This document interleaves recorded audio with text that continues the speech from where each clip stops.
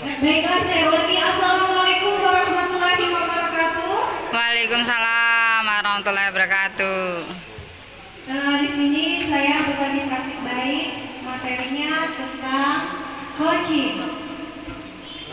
Kami dalam kegiatan panen karya program guru penggerak angkatan 7 ini membagikan tentang kegiatan coaching. Kenapa penting kegiatan pembagian tentang coaching ini? Sangat penting karena yang hadir ini adalah orang-orang hebat, orang-orang yang luar biasa, yang berkedudukan yang cukup tinggi. Jadi menurut kami penting untuk dibagikan tentang coaching.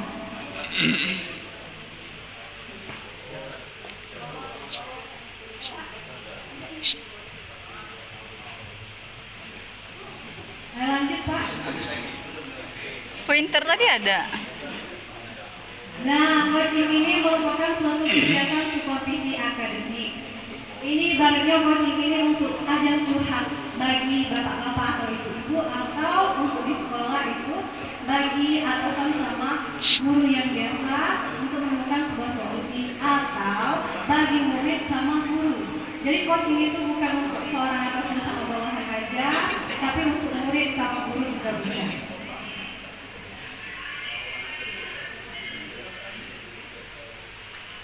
Lanjut Pak. Nah, tadi seperti sudah saya jelaskan, kenapa coaching itu perlu kami bagikan dalam kegiatan kali ini? Karena coaching itu merupakan suatu kegiatan yang mampu memberdayakan seseorang, biar dia bisa menemukan apa solusi dari problem yang dia hadapi. Jadi dalam suatu kesempatan, bila bapak ibu, kepala sekolah terutama ya, atau guru menemukan ada seseorang yang datang kepadanya membawa sebuah masalah, jadi ada inisiatif dan triknya untuk menyelesaikannya. Kenalan dulu Pak sebelumnya. Oke, nah dalam kegiatan coaching nanti kita akan mendengar istilah coaching sama coaching. Coach itu adalah pemberi manfaat, contohnya kepala sekolah atau guru kepada murid. Coaching itu orang yang menerima manfaat. Nah, jadi kegiatan coaching itu adalah kegiatan percakapan yang menstimulasi pemikiran coaching dalam memberdayakan potensi coaching. Memberdayakan itu gimana? Memberdayakan itu adalah agar seseorang itu bisa memanfaatkan nilai-nilai yang ada dalam dirinya itu untuk menemukan solusi dari bantuan pertanyaan-pertanyaan yang kita berikan. Lanjut. Mengapa perlu pemahaman mengenai coaching? Yang pertama, agar supervisi akademik yang kita jalankan benar-benar berfokus pada proses pembelajaran. Yang kedua, untuk mengembangkan kompetensi diri. Yang ketiga, digunakan kepala sekolah untuk mendorong ruang perbaikan dan pengembangan diri guru di sekolahnya. Yang keempat, coaching lebih pada membantu seseorang belajar daripada mengajari. Yang kelima, coaching didefinisikan sebagai sebuah proses kolaborasi yang berfokus pada sebuah solusi. Nah, jadi coaching ini adalah kegiatan membantu. Seperti sudah saya yakin sekali ya, Bapak Ibu sini guru semua ya rata-rata. Nah, Kepala sekolah. jadi itu menuntun. Nah, sama jadinya sama coaching. Coaching itu menuntun. Jadi untuk seseorang bisa menemukan solusi dia perlu dituntun. Dituntun pakai apa? Nanti ini ada kelanjutannya. Lanjut. Nah, sebelum kita ke tahap berikutnya, kita harus perlu tahu. Bapak Ibu semua harus bisa membedakan antara coaching sama metode pendampingan lainnya. Kalau mentoring, konseling, fasilitasi sama training itu udah sering kan Bapak Ibu mendengar? Udah. Oke. Di sini siapa yang tahu apa itu mentoring sama konseling sama fasilitasi sama training? Udah paham semua Bapak Ibu? Oke, paham ya? Saya yakin udah paham karena Bapak Ibu semuanya hebat. Jadi di sini ya letak perbedaan coaching sama metode pengembangan diri yang lain. Coaching itu dia lebih ke menuntun agar seseorang itu bisa menemukan ide baru. Kalau mentoring dia membangun pengetahuan. Jadi dia itu orang yang pintar, langsung ngasih pengetahuannya sama orang yang dianggap belum mampu. Kalau konseling itu biasanya kalau seseorang sedang menghadapi emosi, jadi dia butuh konseling. Fasilitasi itu biasanya adalah suatu kegiatan langsung memfasilitasi. Jadi saat seseorang butuh bantuan dia langsung difasilitasi. Nah, kalau training dia mengembangkan pengetahuan orang lain. Itulah kenapa dalam supervisi akademik sangat diperlukan coaching, karena coaching itu menuntun. Jadi agar seseorang itu bisa menemukan ide untuk solusinya sendiri. Beda sama mentoring, konseling, fasilitasi sama training. Itu. Pandre. Nah, dalam coaching itu ada 4 paradigmanya. Apa itu paradigma? Paradigma itu adalah menghayati dan memaknai cara berpikir. Nah, di sini yang kita bahas tentang coaching. Coaching itu yang pertama fokus pada coaching atau rekan yang akan dikembangkan. Yang kedua bersikap terbuka dan ingin tahu. Yang ketiga memiliki kesadaran diri yang kuat. Yang keempat mampu melihat peluang baru dan masa depan. Maksud dari fokus sama coaching di sini, Bapak Ibu semuanya guru-guru yang hebat, kepala sekolah yang luar biasa. Jadi saat seseorang datang ke kalian, gimana caranya agar bisa fokus? Gak boleh kita saat ada orang datang itu gak fokus, justru pemikirannya ke lain, gak fokus sama orangnya. Itu yang dimaksud dengan coaching. Jadi harus fokus sama coachingnya. Terus bersikap terbuka dan ingin tahu. Tentunya udah tahu ya. Terus memiliki kesadaran diri yang kuat, mampu melihat peluang baru dan di masa depan. Selanjutnya prinsip coaching yang penting untuk Bapak Ibu ketahui itu bersifat kemitraan, proses kreatif, sama memaksimalkan proses. Lanjut. Lanjut Pak. Oke, dalam coaching itu ada Alur Tirta. Ini adalah kunci dari Bapak Ibu kepala sekolah atau guru mau menjadi seseorang untuk melakukan supervisi. Jadi perlu hafal ini ya Bapak Ibu. Cukup ingat Tirta. Apa itu? Tujuan, identifikasi, rencana, sama tanggung jawab.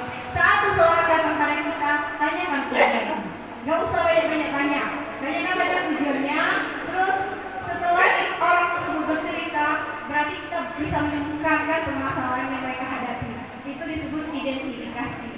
Keempat, setelah identifikasi dan orang tersebut mengakui problem yang dia hadapi, tanyakan rencana aksinya.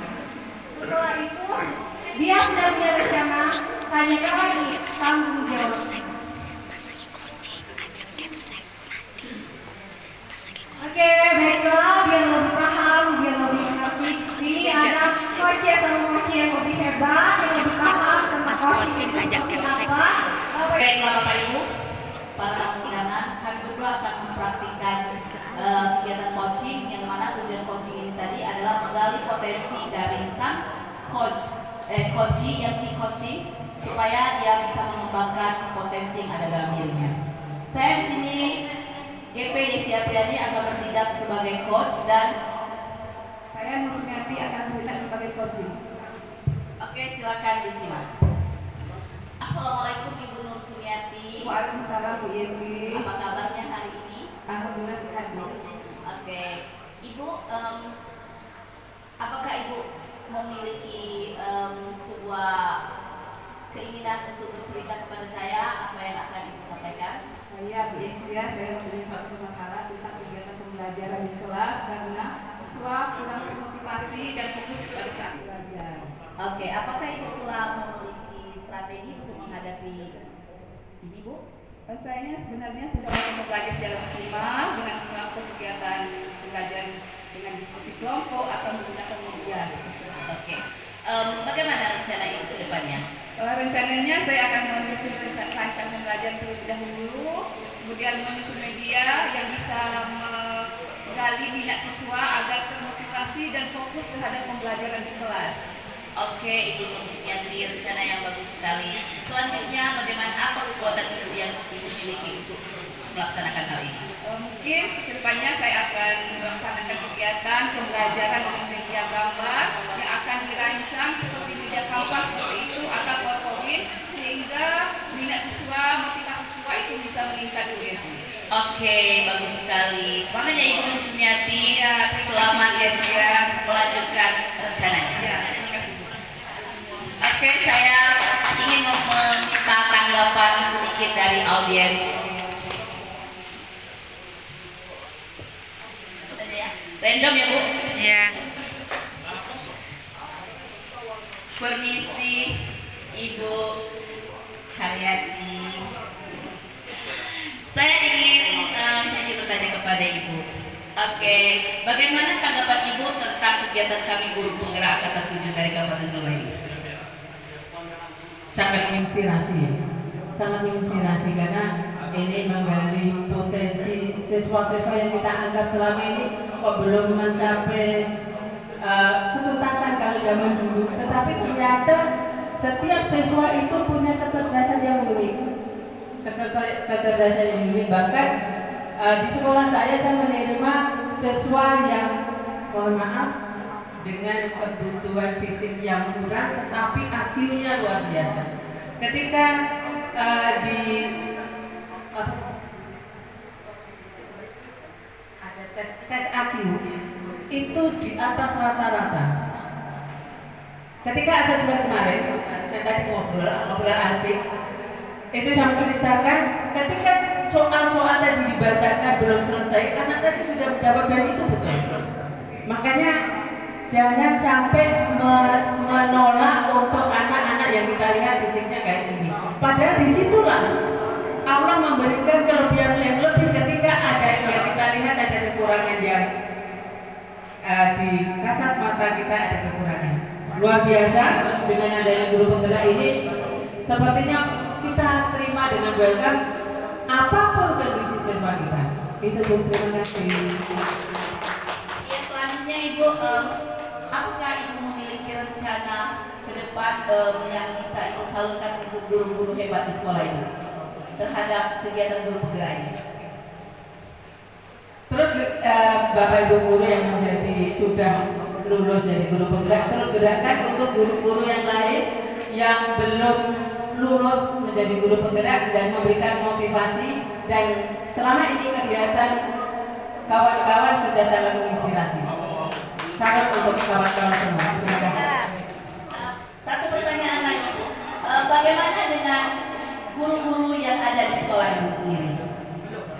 Mereka belum, tetapi mereka mohon izin ke saya, bagaimana saya ikut sangat-sangat saya perbolehkan. Mantap.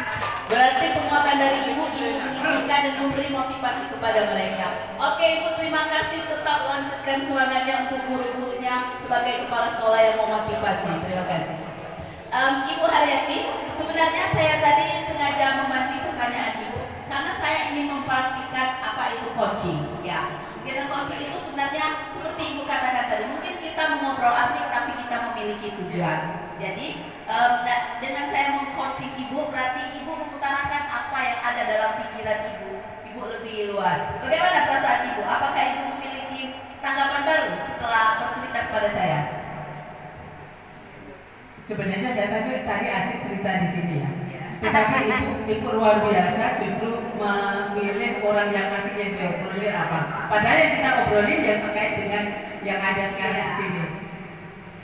Luar biasa, dan saya alhamdulillah atas izin Allah dipertemukan dengan seorang ibu yang hebat, luar biasa, sangat memotivasi saya itu banyak bertanya karena di lingkup saya bertugas adalah secara status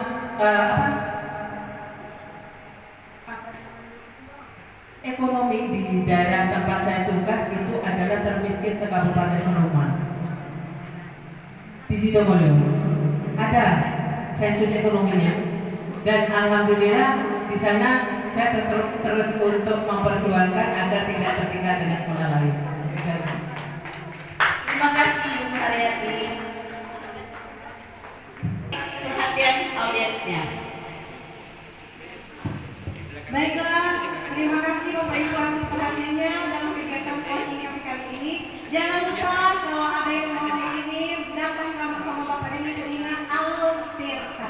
Saya akhiri, wassalamualaikum warahmatullahi wabarakatuh.